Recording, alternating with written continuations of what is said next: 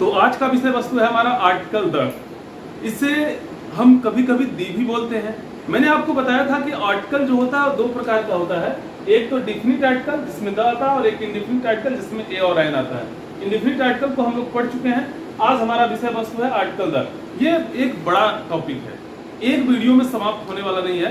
आज हम इसके मूलभूत कॉन्सेप्ट को समझाएंगे, इसके बाद हम एक एक करके 2-3 वीडियो में पूरा का पूरा आर्टिकल द आपको समझा देंगे और मेरा दावा है कि आपको बढ़िया से समझ आएगा। मैं हूं आपका दोस्त आर के दुबे और आप देख रहे हैं मेरा यूट्यूब चैनल आर के इलाहाबादी।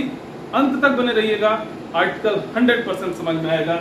आर्टिकल द का मतलब होता है ओ, ये डिफिनिट आर्टिकल है और ये डिफिनिट आर्टिकल है, ये ऐसे नाउन के पहले लगता है जिसके बारे में हम पहले से परिचित हैं। इसके डिफिनीशन को यदि देखेंगे तो जब हम किसी खास व्यक्ति या किसी खास वस्तु जिसके बारे में वक्ता पहले से परिचित होता है उसी के बारे में यदि हम किसी को बता रहे होते हैं तो वहां डिफिनिट आर्टिकल द का प्रयोग होता है। जैसे मैंने कह दिया द वाई यू हैव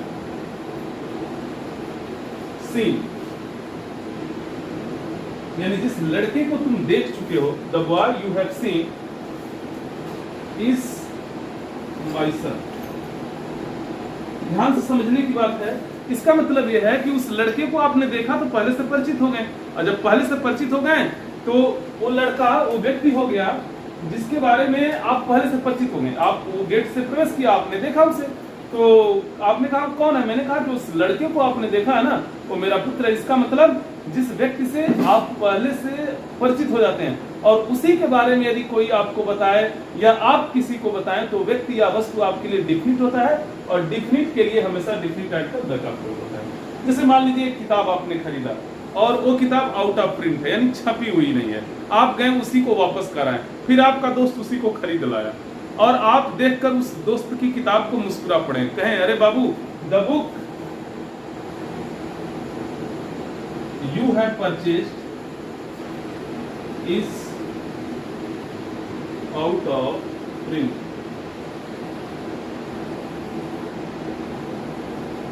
तो उस दोस्त ने आपको कहा कि भाई the book you have purchased, जिस किताब को तुम खरीद चुके हो ना, इज आउट ऑफ प्रिंट, वो छपी ही नहीं है, यानी बीच में उसके पेज वैसे खाली हैं। तो ये बच्चा यानी आपका दोस्त कैसे आपको बता दे रहा है, तुरंत द बुक का प्रयोग क्यों कर रहा है? इसका मतलब वो किताब जिसको पहले से ही खरीद दिया था और वो जान रहा था उस किताब के फुल डिटेल के बारे में, यानी वो किताब उस किताब को आपके दोस्त ने पहले से खरीद रखा था और उसके बारे में वो पहले से परिचित था और उसी को आपने भी खरीद कर लाया। तो जाहिर सी बात है वो किताब उस व्यक्ति के लिए क्या है, पहले से परिचित है, इसलिए अब वो बुक नहीं कहेगा, अब कहेगा द बुक। मान लीजिए किसी बॉल से आप खेल रहे हैं और ये बॉल गुम हो जाता है, ठीक है ना। किसी बॉल से आप 11 प्लेयर खेल रहे हैं और ये बॉल गुम हो गया और सभी लोग ढूंढ रहे हैं। तब तक मैं आया, मैंने कहा कि बताओ भाई मैं भी ढूंढने में मदद करता हूँ, तो बॉल किस कलर का था? तो आप लोगों ने कहा तो sir the ball was red, the ball was red,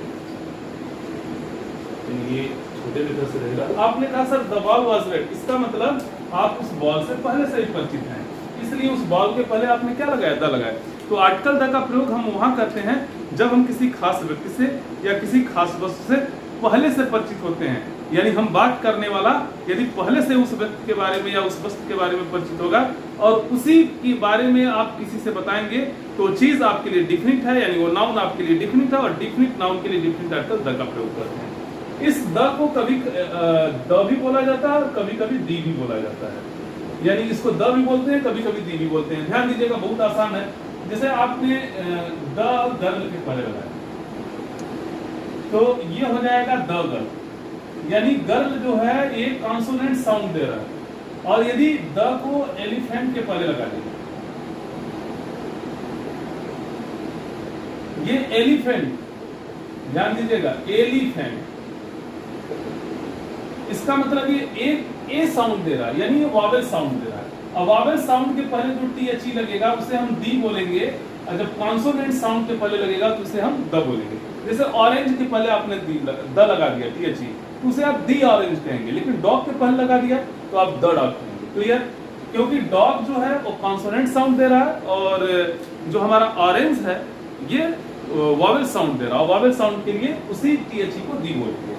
अब तो हम कॉन्सेप्ट समझ गए, यानी कॉन्सेप्ट आपने ये समझा कि यदि जिस नाउन के बारे में हम पहले से परिचित हैं उसी के बारे में हम किसी से बात करेंगे तो उस नाउन के पहले द या दी लगाएंगे, द लगाएंगे यानी उसी को दी भी बोलेंगे। अब आइए देख लेते हैं कि इसका कॉन्सेप्ट कहाँ कैसे है, यानी आर्टिकल का यूज कैसे करना है। आइए इस कॉन्सेप्ट को देख लेते हैं।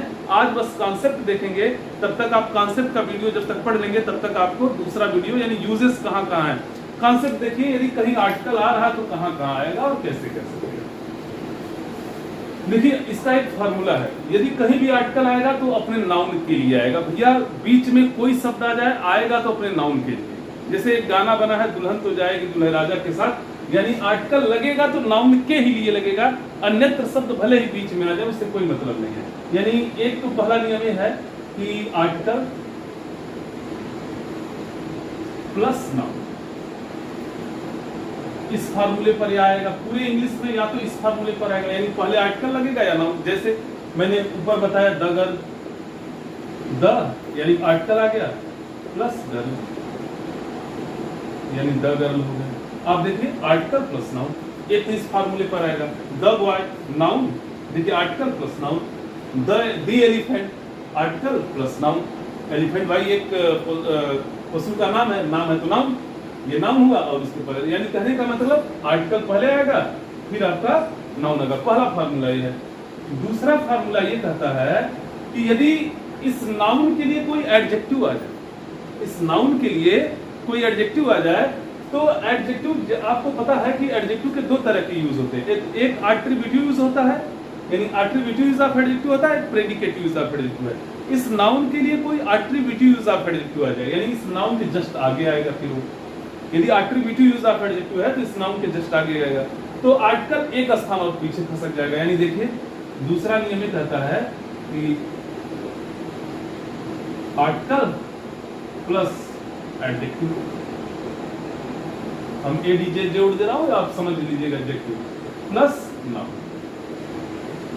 ये है हमारा दूसरा रूल। यानी ये कहता है कि यदि नाउन के पहले कोई एडजेक्टिव आ जाए तो आर्टिकल को एडजेक्टिव के बाद लगाते हैं, यानी इस नियम पर रखते हैं। क्लियर है? तो मैं एग्जांपल दे देता हूं। देखिए जैसे मैंने कह दिया द,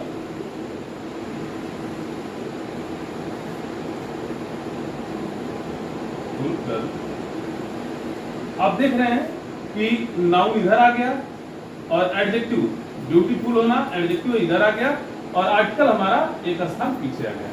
लेकिन ये ध्यान दीजिएगा ये आर्टिकल ब्यूटीफुल के लिए नहीं आ रहा, ये आ रहा है गर्ल के लिए, यानी क्योंकि ये आर्टिकल हमेशा अपने नाउन के लिए आता है, ब्यूटीफुल शब्द के लिए नहीं आ रहा है। हाँ लेकिन यदि यदि यहाँ पर लगेगा तो साउंड तो इसी का ले लेगा लेकिन आएगा अपने नाउन के लिए। मान लीजिए कि ऐसे ये दूसरा नियम था, पहला नियम है आर्टिकल प्लस नाउन, दूसरा नियम है article plus adjective plus noun, लेकिन आ रहा है ये अपने नाउन के लिए।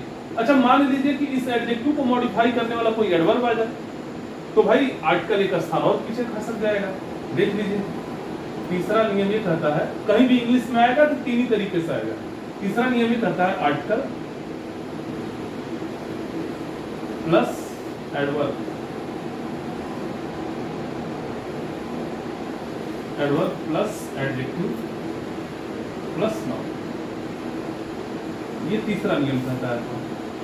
यानी मान लीजिए कि अच्छा ये आर्टिकल किसके लिए आएगा, क्योंकि मैंने अभी भी गाने में बताया दुल्हन तो जाएगी दूल्हे राजा के साथ, यानी ये तो आएगी अपने नाउन के ही, यही बताया ना, दुल्हन तो जाएगी दूल्हे राजा के साथ, यानी ये आर्टिकल तो आ रहा है नाउन के लिए, लेकिन बीच में अन्यत्र बाराती जो आ रहे हैं इससे कोई मतलब नहीं, इनको बस बीच में सेट करते जाइए, लेकिन उसका पोजीशन आपको जानना है। मान लीजिए आ गया the very beautiful girl, the very beautiful girl, तो ध्यान दीजिएगा द आ रहा है इस गर्ल के ही लिए, लेकिन उसके पहले एडजेक्टिव आया और एडजेक्टिव को भी मॉडिफाई करने वाला एडवर्ब आ गया, तो ये कहाँ आ गया, एडवर्ब के भी पहले आ गया। लेकिन यही सेम चीज यदि ए एन के सेंस में देखा जाए तो सेम नियम वहां भी है। जैसे मान लीजिए मैंने कह दिया अगर इस प्लेइंग थे तो ठीक है भाई, आर्टिकल प्लस नाउन आ गया, अगर आप लगा दिए ठीक है, यहाँ ये क्या है, क्या है, आर्टिकल है, बस इंडिफिनिट आर्टिकल है। आर्टिकल प्लस गर्ल क्या हो गया, नाउन हो गया। आर्टिकल प्लस नाउन ठीक हो गया। आइए देखिए दूसरा क्या है, article plus adjective plus noun. तो अ ब्यूटीफुल गर्ल,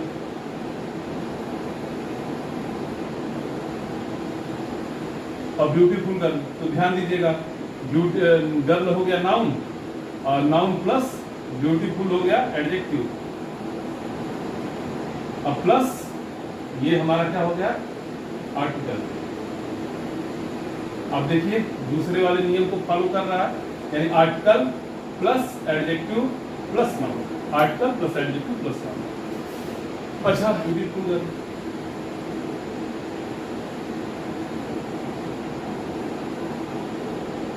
आप ध्यान दीजिएगा गर्ल क्या हो गया, नाउन प्लस ब्यूटीफुल क्या हो गया भाई, एडजेक्टिव प्लस वेरी क्या हो गया, एडवर्ब, और ये हमारा क्या हो गया, आर्टिकल। तो आप देखिए article plus adverb plus adjective plus noun, ये देखिए इस वाले नियम को फॉलो कर रहा है। हाँ लेकिन एक चीज ध्यान दीजिएगा, यहाँ ए या एन जो लग रहा है ना, ये आ रहा है अपने नाउन गर्ल के लिए, ये ए किसके लिए आ रहा है, गर्ल के लिए आ रहा है, ये ए किसके लिए आ रहा है, गर्ल के लिए आ रहा है। लेकिन ए और एन जो होते हैं अपने एडवर्ब या एडजेक्टिव का साउंड लेकर आएंगे, फिर जब ये गर्ल के पहले रहेंगे तो गर्ल का साउंड लेकर आएंगे, लेकिन ग से है ना।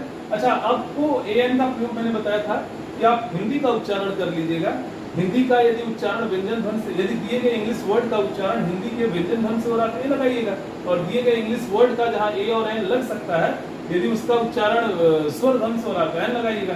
तो ये ध्यान दीजिएगा, ये गर्ल आ तो रहा है यहाँ, उसके बीच में ब्यूटीफुल आ रहा, फिर ये आ रहा, लेकिन ये ए जो है साउंड ब का ले रहा है, इसीलिए ब्यूटीफुल लगा है।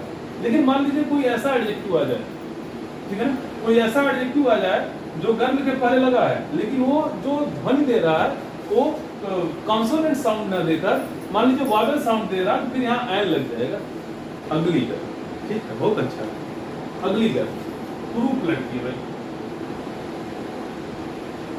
अगली गर्ल, अगली गर्ल है भाई, लड़की को रूप है। तो ध्यान दीजिएगा, अब अगली गर्ल नहीं कहेंगे, अगली, अगली, ये अ साउंड दे रहा है ना, अ साउंड दे रहा है तो एन अगली गर्ल हो जाएगा। इसका मतलब ये है कि यह जो है हमारा ए और एन आ तो रहा है गर्ल के लिए, लेकिन साउंड अपने नजदीकी एडजेक्टिव या एडवर्ब का लेगा। इतना आप तैयार कर लीजिएगा। आज कॉन्सेप्ट मैंने बता दिया, कल मैं आपको एक एक करके आर्टिकल द का प्रयोग पढ़ा दूंगा, और गारंटी है कि आप कभी नहीं भूलेंगे। वीडियो यदि पसंद आएगी तो लाइक शेयर सब्सक्राइब करना मत भूलिएगा। जय हिंद, जय भारत।